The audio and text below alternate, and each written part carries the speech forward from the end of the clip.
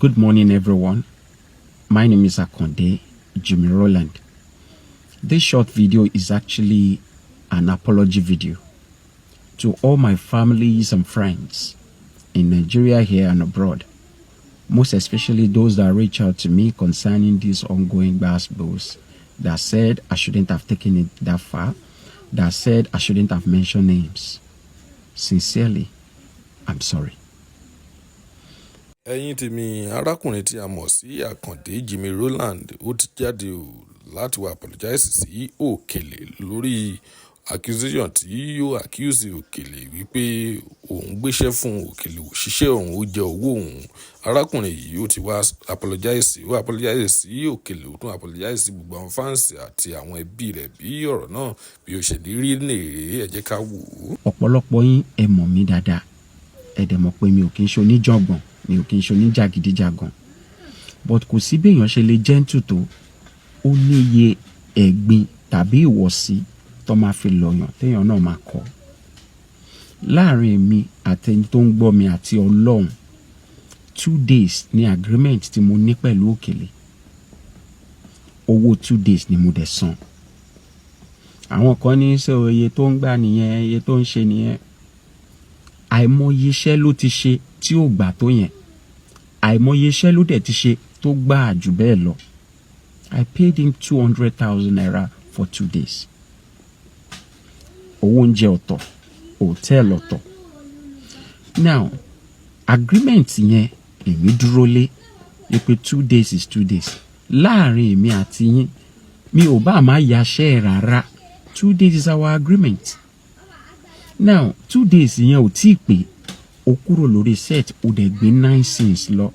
Iṣẹ́ tá a ti yà láti April till now 4 months a ṣì wà ní studio táwọn bá ṣe lè manage torí pé ó gbé 9 cents lọ.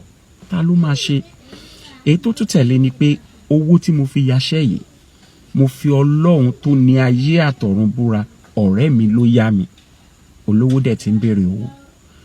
Ẹ̀yin náà ẹ fira yín sí shoe mi tó bá ṣe pé ẹ̀yin náà ni.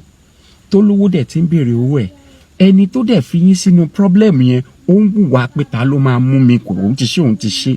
Ta ni ìgbà wo ni ẹni tó gentle, ìgbà wo ni pastor àbá àfáàgùn ní ṣìwàwù.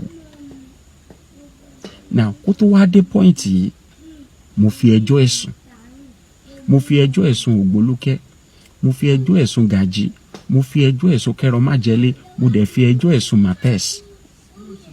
Mo fi ẹjọ́ ẹ̀sùn àwọn ẹni torí pé mo rí pé àwọn mẹ́rẹ̀ẹ̀rin wọ́n close, wọ́n dẹ̀ máa ń ríra time to time. Ìgbà tí mi ò rí positive change, òun ló bí gbogbo eléyìí. After all that, mo tún wá dúró de kémi àti ẹ̀ ká ríra. Nígbà tá a ríra, mo sọ fún un, kò yẹ kó ṣe báyìí, odidi 9 cents.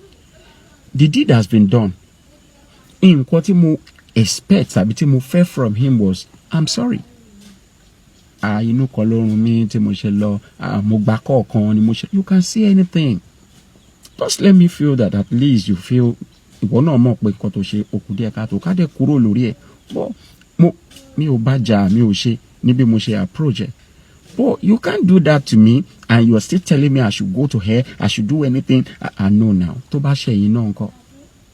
Wọ́n ní èèyàn kan bọ́ síta ó ń sọ̀rọ̀. Ẹni yẹn kò sí lára crew mi, kò dẹ̀ sí lára actor mi. So mi ní wọn kan, mo rí fídíò yẹn bọ̀ mi ò lè gbọ́ because kò lè make any sense. Òkèlè ló tẹ̀lé wá, then ẹni tó ń fún ẹ lówó oúnjẹ, definitely ẹ̀yìn ẹ̀ náà ló máa wà. That's not the issue. Now, this apology video tí mò ń ṣe, mi ò ṣe fún Òkèlè o. No. Mi ò dẹ̀ ṣe fún àwọn actors kan tí wọ́n bínú pé torí mo dárúkọ tán gang up. Mi ò ṣe apology fún yín. In fact, every single one of you can go to hell. I don't bloody care. Go to hell. Ẹni tó ṣe nǹkan tí ò dá ẹ mọ̀ pé ó ṣe, ó wá àti toró jẹ́ ọmọ àti Òkèlè, ó pọ̀ jù pé ọ̀rẹ́ nǹkan tí wọ́n náà ṣe yóò dá. Every one of you, tẹni toró jókèlè whatever akíní kan, ẹ lè káyé films tẹ̀ ti produce. Òkèlè fúnra ẹ̀ ò lè káyé film tó ti produce. That was my own second one. Now, kò sí èèyàn kankan tó lè ṣe tí ò ní feel the pain. Anyway, like I said, nǹkan tó fa ìbínú nìyẹn, ọjọ́ tá a ríra tó jẹ́ pé kò sí mistake lè wáyé, èèyàn máa ń hùwà kan tó jẹ́ pé you just feel like n tí mo dẹ̀ ṣe bọ́ no. Be you anybody tó bá hùwà tí ò dáa tó wá believe pé ó ti wù nìyẹn torí kíni. So lẹ́ẹ̀kan sí ẹ̀yin tẹ́ jẹ́ tèmi, ẹ̀yin ẹbí mi, ẹ̀yin ọ̀rẹ́ mi, ẹ̀yin èèyàn mi tẹ́ rí mi ní dimension yẹn kankan, I'm sorry. So now látijọ́ ìjẹta la ṣẹ̀ṣẹ̀ rí iṣẹ́ yẹn tó pọ̀ la ṣẹ̀ṣẹ̀ fi kún yọ kúrò ṣègbàṣàwò láti repackage láti April. So kò sẹ́ni tó máa ṣe tí ò ní bínú, kò sẹ́ni tó máa ṣe tí ò ní dùn. And point mi ni pé nígbà míì tọ́rọ̀ bá ti rí báyìí, word I'm sorry go a long way. And ó lè settle àìmọye nǹkan. Téèyàn kan bá wá ní pẹ̀lú nǹkan tó ṣẹlẹ̀ òun ò lè sọ, kò sí nǹkan kan, kò sẹ́ni tí ò ní bínú. So nǹkan tó ṣẹlẹ̀ nìyẹn. But as far as me I'm concerned, since táwọn èèyàn kọ̀ọ̀kan ti pè mí tán ti dá sí, mo ti kúrò lórí ẹ̀ nìyẹn. Ọlọ́run ló ní dédé. Téèyàn bá ń lọ tó bá sọ owó nù, èèyàn ò ní kú. But nǹkan tí mo mọ̀, tí mo dẹ̀ mọ̀ pé ẹ̀yin náà mọ̀ ni pé ó ní béèyàn ṣe lè sọ only ordinary 1,000 naira nù. Tó bá rí bí wọ̀ sí, wàá kọ̀. Èèyàn dẹ̀ lè sọ àìmọye millions nù kéèyàn gbójú pé wò àmúwọ́ Ọlọ́run ni. Tí nǹkan tó kọ̀ ṣẹlẹ̀ láàrin yẹn nìyẹn. So lẹ́ẹ̀kan sí fún gbogbo ẹ̀yin tẹ́ jẹ́ èèyàn mi, ẹ má bínú, I'm truly sorry. And I promise by God's grace, irú ẹ̀ ò ní wáyé mọ́.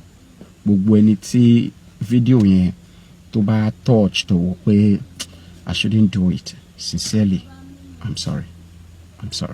And I promise such will not happen again. Thank you, sir.